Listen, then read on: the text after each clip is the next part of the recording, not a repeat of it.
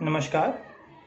औद्योगिक प्रशिक्षण संस्थानों के व्यवसाय वेल्डर के विषय सैद्धांतिक की पाठचर्या में welding position and welding symbols के बारे में आज मैं आपको प्रशिक्षण प्रदान करूंगा। तो चलिए आज का अपना ये प्रशिक्षण हम शुरू करते हैं।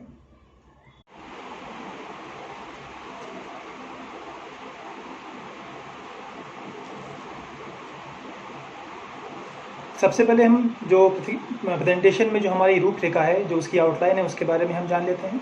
सबसे पहले हम देखेंगे परिचय, फिर हम पढ़ेंगे संकेतों का महत्व, फिर वेल्डिंग आसन जो कि दो प्रकार के होते हैं, AWS और ISO, जिसके बारे में हम डिटेल में आगे की स्लाइड्स में पढ़ेंगे। उसके बारे में हम वेल्डिंग चिन्ह के बारे में देखेंगे कि वो किस प्रकार के होते हैं और उनको कैसे प्रयोग में लाया जाता है। ये भी दो प्रकार के होते हैं, ISO और AWS। इसके बारे में डिटेल में हम आगे की स्लाइड में देखेंगे। और अंत में ISO और AWS जो वेल्डिंग चिन्ह है उनके बीच का हम अंतर देखेंगे। अब जब भी जो वेल्डर होता है प्रशिक्षण प्राप्त करने के बाद, 1 साल का प्रशिक्षण प्राप्त करने के बाद जब इंडस्ट्री में वो काम करने जाता है, तो जो उसकी गवर्निंग अथॉरिटी होती है वहाँ पे, जैसे कि सुपरवाइज़र होता है या इंजीनियर होता है, तो वो बार बार उसको नहीं बताता वेल्डर को कि उसको कौन सी वेल्डिंग कहाँ पे करनी है। अब वेल्डर को ये चीज़ जो ड्राइंग प्रोवाइड की जाती है उसको देख के वेल्डर को समझना होता है कि जो उसमें संकेत दिए होते हैं ड्राइंग में, उसको देख के वो समझना होता है कि कौन सी वेल्डिंग कहाँ होगी, उसकी मोटाई, लंबाई, चौड़ाई क्या होगी, किस प्रकार करेंगे। तो ये वेल्डर को संकेतों से पता चलता है। अब ये संकेत मुख्यतः 3 प्रकार के होते हैं, AWS, ISO तथा ASME। AWS मतलब अमेरिकन वेल्डिंग सोसाइटी, ISO मतलब इंटरनेशनल ऑर्गेनाइजेशन ऑफ स्टैंडर्डाइजेशन, और ASME मतलब होता है American society for mechanical engineer. अब हर एक प्रशिक्षित वेल्डर को प्रमाणित किया जाता है विशिष्ट संकेतों के लिए, जैसे कि 1F, 2F, 1GR, 2G। तो ये आगे की हम स्लाइड में पढ़ेंगे। और ये वेल्डर तब तक प्रमाणित रहता है जब तक कि जो उसकी गवर्निंग अथॉरिटी है, जो सुपरवाइज़र है या इंजीनियर है, उसकी कार्यशैली या कार्य क्षमता पर, कार्यदक्षता पर सवाल ना उठा दे, तब तक वो वेल्डर प्रमाणित रहता है। और वही उसकी क्वालिफिकेशन रेंज या योग्यता सीमा होती है उस वेल्डर की। अब हर क्वालिफिकेशन रेंज में कुछ एसेंशियल वेरिएबल या जिसको हम हिंदी में बोलें ज़रूरी परिवर्ती होते हैं, जैसे कि मोटाई, फिलर मेटल, बेस मेटल इत्यादि। और कुछ गैर ज़रूरी परिवर्ती होते हैं, जैसे कि विद्युत धारा, सफाई का तरीका इत्यादि, जिसको कि उस वेल्डर को ध्यान में रखना होता है। आगे की स्लाइड पे बढ़ते हैं। अब हम पढ़ेंगे वेल्डिंग पोजीशन AWS, कौन कौन सी वेल्डिंग पोजीशन होती हैं और उनके संकेत क्या होते हैं। अब जैसे कि आप स्लाइड पे देख रहे हैं, जो रेड कलर का पॉइंटर दिखा रहा है AWS और ब्रैकेट में 1F, 4F, 3G। तो ये 1F, 4F, 3G ये शो करता है उसकी वो संकेत होते हैं। अब F का मतलब होता है फिलेट वेल्ड, जिसके लिए वेल्डर सर्टिफाई होता है। ये देख सकते हैं कि फिलेट वेल्ड किस प्रकार का होता है। G का मतलब होता है ग्रूव वेल्ड, जिसके लिए वेल्डर को प्रमाणित किया जाता है। और इस चित्र में आप देख सकते हैं जाकि ये पॉइंटर दिखा रहा है कि ग्रूव वेल्ड किस प्रकार का होता है। अब ये जो आगे नंबर लिखे हैं, जो संख्या लिखी है, जैसे कि 1, 2, 3, 4, ये दर्शाती है उसकी ओरिएंटेशन कि किस प्रकार जो हमारा वर्क पीस है वो रखा हुआ है। तो हर ओरिएंटेशन के लिए ये जो संख्या होती है वो बदल जाती है, जिसको कि आगे हम डिटेल में देखेंगे। जो सबसे विशिष्ट बात होती है AWS की, वो कि यहाँ प्लेट सर्टिफिकेशन और पाइप सर्टिफिकेशन दोनों अलग अलग होता है।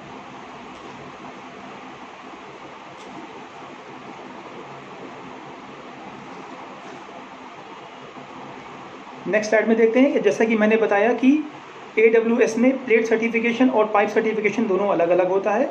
तो प्लेट में यहाँ पे होती है बीम्स, चैनल, एंगल्स। पाइप में होते हैं आपके tubes, rectangular tubes, square tubes. और लास्ट में हम लोग देखते हैं प्लेट विद ट्यूब्स, कि जब प्लेट को ट्यूब के साथ हम वेल्डिंग करेंगे तो वहाँ पे कौन कौन से संकेत का इस्तेमाल होगा। आगे की स्लाइड पे बढ़ते हैं। अब जैसा कि आप देख रहे हैं, मैं इलाज करता हूँ। पहला है आपका 1F पोजीशन, तो 1F शो करता है flat welding position, 2F show करता है horizontal welding position, fillet weld, यहाँ जो F है वो शो कर रहा है फिलेट वेल्ड, 2F शो कर रहा है horizontal welding position, 3F show करता है वर्टिकल वेल्डिंग पोजीशन, और 4F शो करता है ओवरहेड वेल्डिंग पोजीशन। ओवरहेड का मतलब कि जो वेल्डर है और जो वर्कपीस है, वर्कपीस वेल्डर के सर के ऊपर है और वेल्डर को नीचे से ऊपर के ओर वेल्डिंग करनी होगी। अगली स्लाइड पे बढ़ते हैं। ये है प्लेट ग्रूव वेल्ड। अब जैसा कि आप स्लाइड पे देख रहे हैं, 1G का मतलब होता है फ्लैट वेल्डिंग पोजीशन, 2G का मतलब होता है हॉरिजॉन्टल वेल्डिंग पोजीशन, 3G दर्शाता है वर्टिकल वेल्डिंग पोजीशन, और 4G का मतलब ओवरहेड वेल्डिंग पोजीशन। तो ये सारे चिन्ह जो हैं 1G, 2G, 3G, 4G, इसको वेल्डर को ध्यान में रखना पड़ता है, याद रखना पड़ता है, क्योंकि इन्हीं संकेतों के मदद से वो वेल्डर बाद में वेल्डिंग करता है। उसको डिटेल में नहीं बताया जाता, सिर्फ ये इन चिन्हों को देख के उसे समझना होता है कि यहाँ पे फ्लैट वेल्डिंग पोजीशन होगी, हॉरिजॉन्टल होगी, वर्टिकल होगी या ओवरहेड होगी। ये सिर्फ 1G, 2G, 3G और 4G होते हैं, 4G से आगे नहीं होते हैं। अगली स्लाइड की ओर बढ़ते हैं।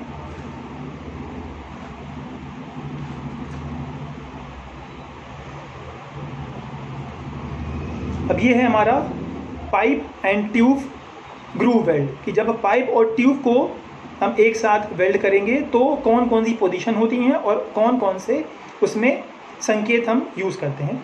तो पहला आप जैसा कि देख रहे हैं स्क्रीन पे 1GR।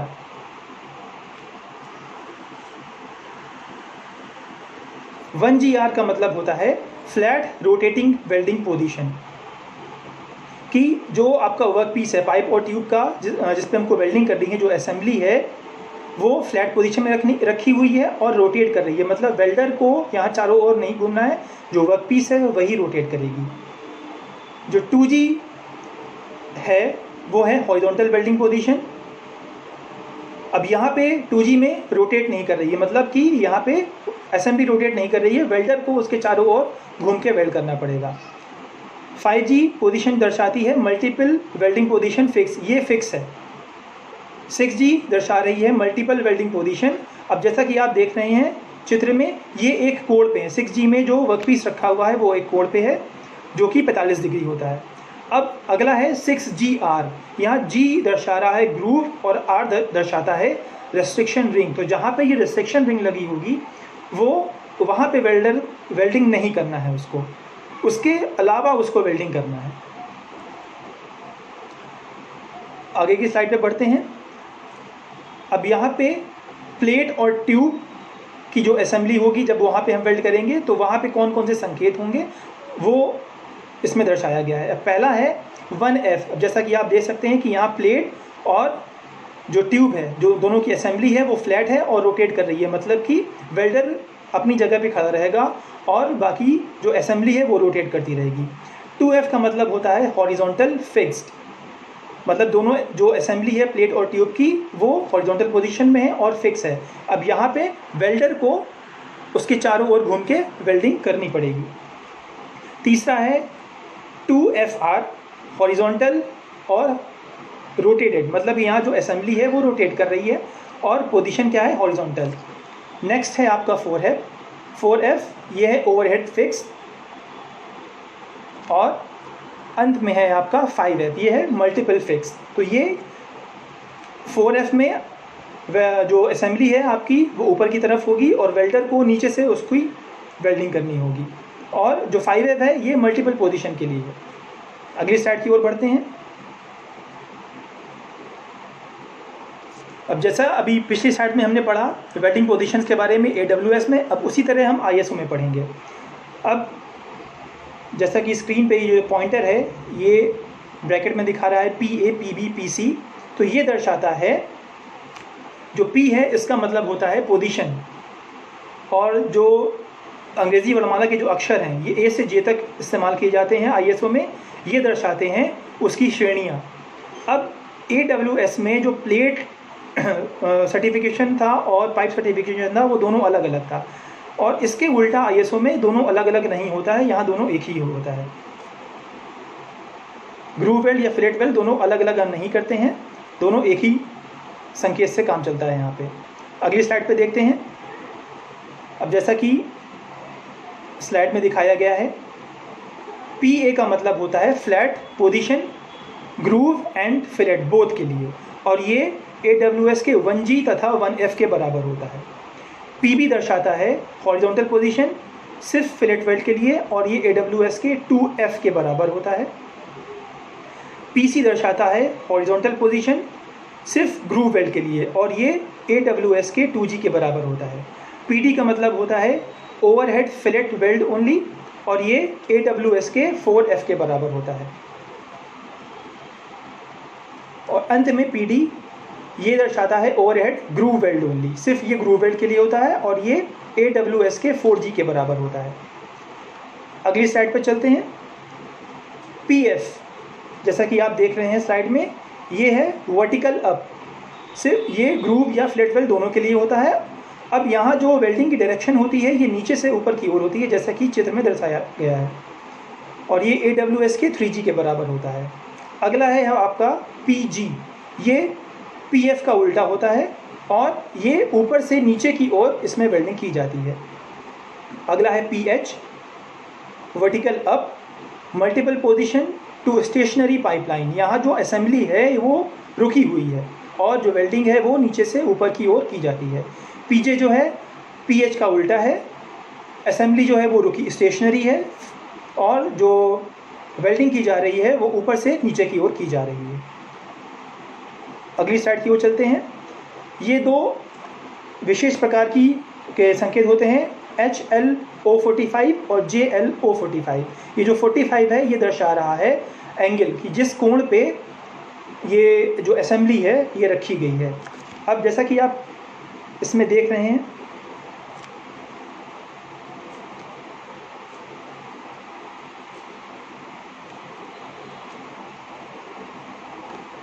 यहाँ जो वेल्डिंग होगी ये अपहिल होगी, मतलब नीचे से ऊपर की तरफ, और JLO45 में इसका उल्टा होता है कि ऊपर से नीचे की ओर डाउनहिल में हम वेल्डिंग करते हैं, जो वेल्डर होता है वो वेल्डिंग करता है।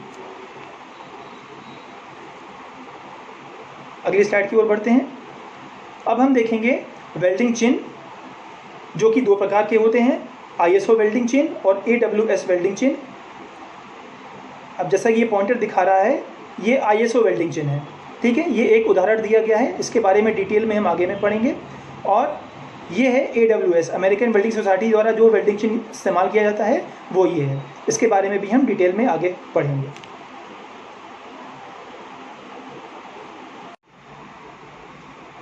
अब आगे बढ़ने से पहले हम ये देख लें कि वेल्ड सिंबल और वेल्डिंग सिंबल में अंतर क्या होता है। वेल्ड सिंबल को हम एलिमेंट्री सिंबल्स भी बोलते हैं, और ये वो सिंबल्स होते हैं जो कि ये बताते हैं कि हमको कौन सी वेल्डिंग करनी है, लेकिन ये वेल्डिंग के बारे में पूरी जानकारी नहीं प्रदान करते कि किस प्रकार करनी है, कहाँ पे करनी है, इसके बारे में ये जानकारी नहीं प्रदान करते। ये सिर्फ बताते हैं कि कौन सी वेल्डिंग करनी है। अब जैसा कि आप इस स्लाइड में देख सकते हैं, ये शो कर रहा है कि फिलेट वेल्ड करेंगे, स्पॉट वेल्डिंग करेंगे या प्रोजेक्शन वेल्डिंग करेंगे, ये सिर्फ इसकी जानकारी देते हैं। अब इस वीडियो की मदद से हम समझेंगे, ये एक एनिमेशन वीडियो है, इसकी मदद से हम ये समझेंगे कि हमारे जॉइंट कितने प्रकार के होते हैं और उनके वेल्डिंग सिंबल्स या कैसे दिखाई पड़ते हैं, वेल्ड सिंबल कैसे दिखाई पड़ते हैं। सबसे पहले हम देखेंगे लैप जॉइंट के बारे में, उनके एग्जाम्पल्स के बारे में देखेंगे, और उनके वेल्ड सिंबल को हम समझेंगे कि वो किस प्रकार के दिखाई पड़ते हैं। ये 5 प्रकार के होते हैं। सबसे पहले है हमारा फिलेट वेल्ड, जैसा कि इस एनिमेशन में आप देख रहे हैं कि ये 2 फ्लैट प्लेट्स के बीच में बनता है, और ये इसका चिन्ह है, एक ट्रायंगल, एक त्रिभुज का। दूसरा है हमारा फ्लेयर वी ग्रूव जॉइंट, जैसा कि आप देख रहे हैं, जो वर्क पीस है दोनों के पास एक कर्वेचर है, रेडियस है दोनों के पास, और ये इसका सिंबल था। तीसरा है हमारा बेवल ग्रूव जॉइंट, इसमें एक सरफेस जो है वो फ्लैट होती है और दूसरे को हम पहले से ही किसी कोण पे प्रिपेयर करके रखते हैं, और ये इसका वेल्ड सिंबल है। नेक्स्ट है हमारा जे ग्रूव जॉइंट, इसमें एक सरफेस फ्लैट होता है और दूसरे के पास हमारा एक जे शेप का एक रेडियस होता है। और लास्ट है आपका प्लग या स्लॉट जॉइंट। जैसा कि आप देख रहे हैं, पहले से इसमें स्लॉट बना होता है जिसमें हम वेल्डिंग मेटल डालते हैं। नेक्स्ट है आपका टी जॉइंट। अब हम इसके उदाहरण के बारे में देखेंगे और उनके वेल्ड सिंबल के बारे में समझेंगे। पहले है आपका फिलेट वेल्ड टी जॉइंट। अब जैसा कि आप देख रहे हैं कि दोनों प्लेट 90 के कोण पे है और दोनों फ्लैट हैं और ये इसका वेल्ड सिंबल है। दूसरा है आपका बेवल ग्रूव टी जॉइंट। इसमें दोनों प्लेट जो है वो फ्लैट हैं, 90 के कोण पे हैं, लेकिन एक जो है वो पहले से ही किसी कोण पे प्रिपेयर की गई है। तीसरा है आपका फ्लेयर बेवल जॉइंट। इसमें एक प्लेट फ्लैट है और दूसरे के पास एक कर्वेचर है और ये इसका वेल्ड सिंबल है। अगला है आपका जे ग्रूव जॉइंट।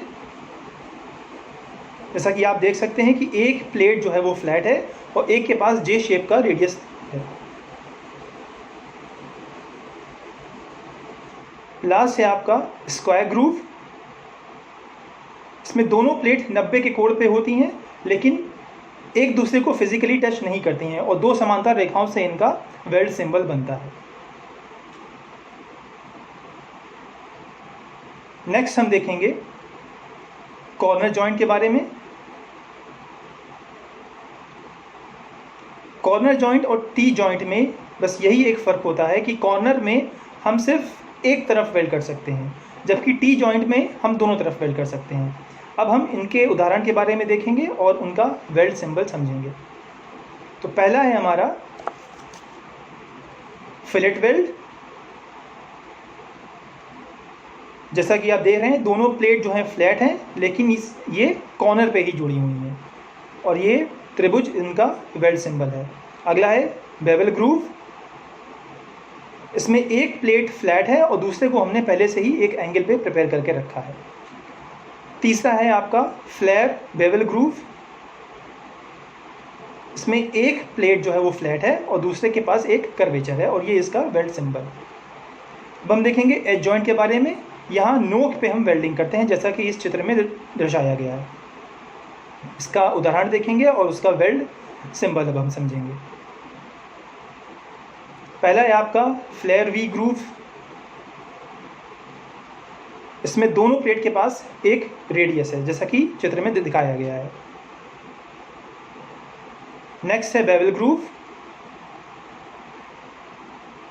इसमें एक प्लेट फ्लैट है और दूसरे को हमने पहले से एक कोण पे प्रिपेयर करके रखा हुआ है। और आखिरी है वी ग्रूव जॉइंट। इसमें दोनों प्लेट के पास एक एंगल है जिसको हमने पहले से प्रिपेयर करके रखा हुआ है। अब हम देखेंगे बट जॉइंट के बारे में। बट जॉइंट तब होता है जब दोनों जो वर्कपीस आमने सामने जोड़े जाएं जैसा कि इस चित्र में दर्शाया गया है। पाइपिंग इंडस्ट्री और कंस्ट्रक्शन इंडस्ट्री में बट जॉइंट बहुत ही कॉमन होता है जहां पर दो पाइप्स को या दो ट्यूब्स को आमने सामने जोड़ा जाता है। अब हम बट जॉइंट का उदाहरण देखेंगे, उनके वेल्ड सिंबल के बारे में जानेंगे।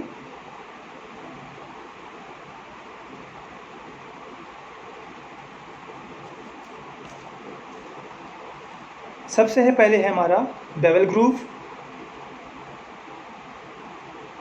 एक प्लेट फ्लैट है और दूसरे को हमने एक एंगल पे प्रिपेयर करके रखा हुआ है। Next is flare bevel groove. एक फ्लैट है और दूसरे के पास रेडियस है और ये उसका weld symbol. Next is flare V groove. यहाँ दोनों सरफेस के पास, वर्कपीस के दोनों सरफेस के पास रेडियस है और ये इसका वेल्ड सिंबल। अगला है जे ग्रूव जॉइंट। एक सरफेस फ्लैट है और दूसरे को ऐसे प्रिपेयर किया गया है कि वो जे शेप का आकार ले। नेक्स्ट है आपका स्क्वायर ग्रूव बट जॉइंट।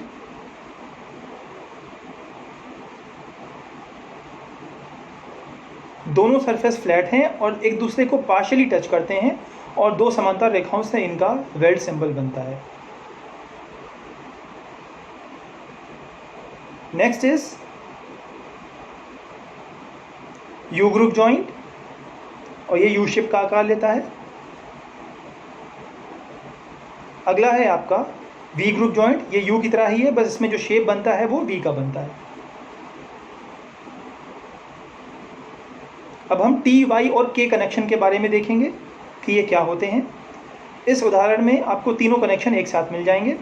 यहाँ टी कनेक्शन भी है, वाई कनेक्शन भी है और के कनेक्शन भी है, और इनका यूज़ हम ट्रस में करते हैं। ट्रस कहाँ यूज़ होती है? रेलवे ब्रिजेस में, जहाँ से रेलगाड़ियाँ गुजरती हैं, जैसा कि इस चित्र में दिखाया गया है। अब हम देखेंगे सीजेपी और पीजेपी बट कनेक्शन जॉइंट के बारे में। सीजेपी मतलब कंप्लीट जॉइंट पेनिट्रेशन और पीजेपी मतलब पार्शियल जॉइंट पेनिट्रेशन। सीजेपी में जो दोनों वर्कपीस के दोनों हिस्से हैं वो एक दूसरे से जुड़ते नहीं हैं, जैसा कि इस चित्र में आपने देखा। यहाँ गैप होता है और जो रूट है वो ओपन होती है, जबकि पीजेपी में वर्कपीस के दोनों हिस्से एक दूसरे को टच करते हैं। यहाँ रूट 0 है और कोई गैप नहीं होता है।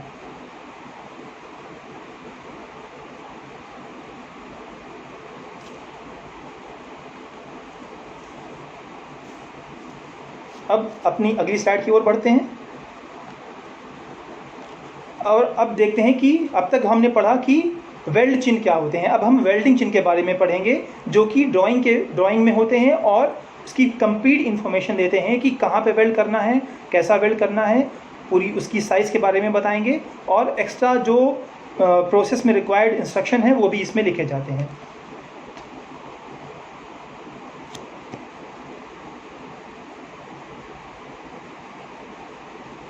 जैसे कि ये पॉइंटर मैं यूज़ करूँगा यहाँ पे।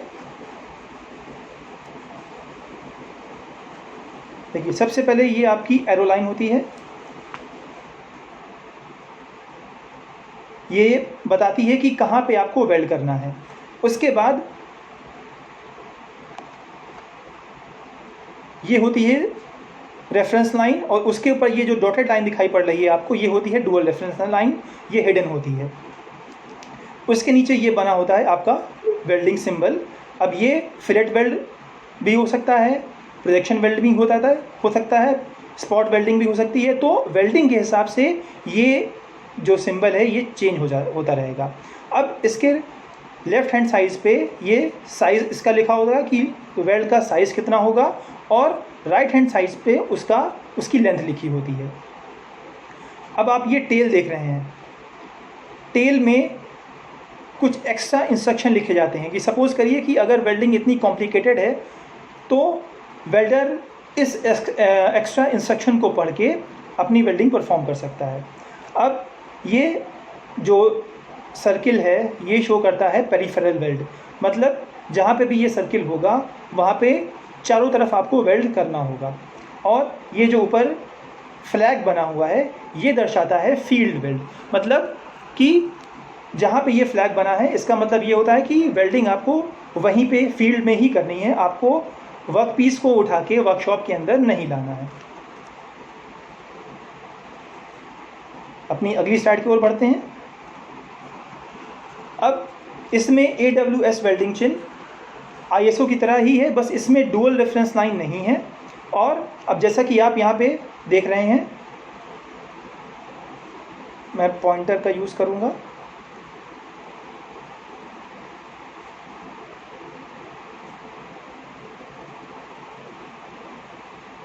जैसा कि आप यहाँ पे देख रहे हैं, ये F जो सिंबल है ये फिनिशिंग सिंबल होता है। अब कभी कभी ये यहाँ पे G लिखा होगा, कभी P लिखा होगा। तो G का मतलब होगा कि हमें ग्राइंडिंग करनी है वेल्ड करने के बाद, और P का मतलब होगा कि हमें पेंटिंग करनी है।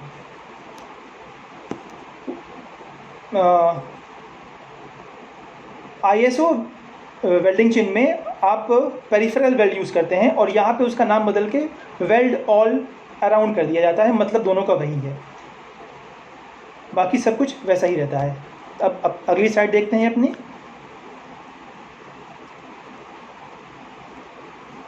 अब हम एक एनिमेशन के थ्रू हम एक उदाहरण समझेंगे।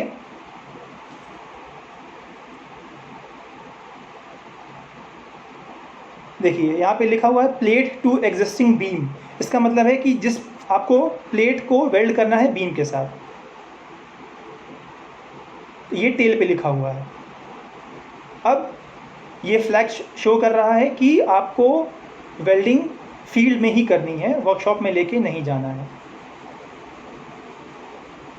ये एरो बताता है कि कहाँ पे आपको बीम में किस जगह पे आपको इस प्लेट की वेल्डिंग करनी है, और ये 1/4 दर्शा रहा है उस वेल्ड की डायमेंशन। अब इसी चित्र में हम दूसरा एग्जाम्पल देखेंगे।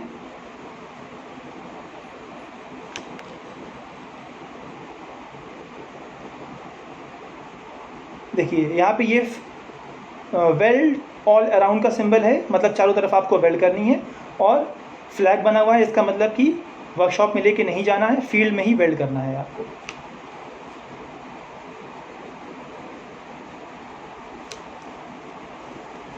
अगली स्लाइड की ओर बढ़ते हैं।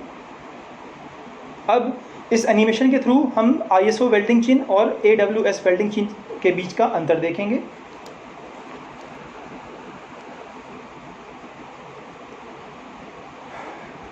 ISO में एरो लाइन, फिर डुअल रेफरेंस लाइन और उसके नीचे ये वेल्ड चिन्ह,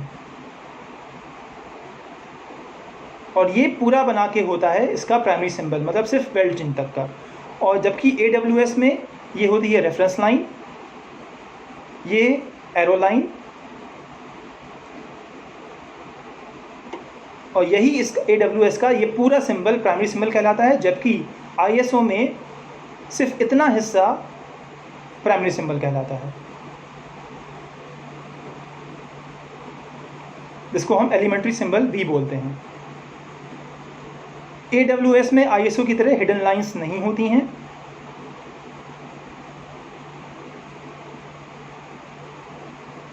ISO में फिलेट का मतलब थ्रोट या लेग साइज होता है, जबकि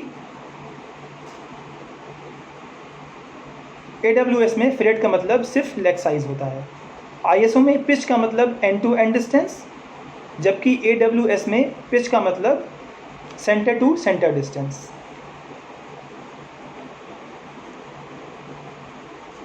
तो आज हमने अपने प्रशिक्षण में पढ़ा, ये उसका सारांश है। वेल्डिंग आसन AWS और ISO का, वेल्डिंग चिन्ह AWS और ISO के, वेल्ड जोड़ के प्रकार पढ़े, तथा ISO और AWS के चिन्ह के बीच में जो अंतर है हमने उसके बारे में डिटेल में देखा।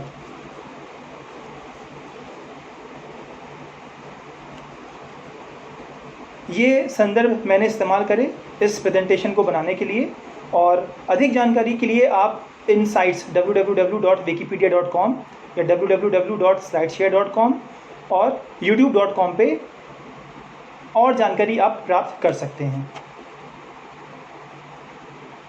तो आज हमने वेल्डिंग पोजीशन और वेल्डिंग सिंबल्स के बारे में आपको प्रशिक्षण प्रदान किया। आशा है कि भविष्य में ये प्रशिक्षण आपके लिए मददगार साबित होगा। धन्यवाद।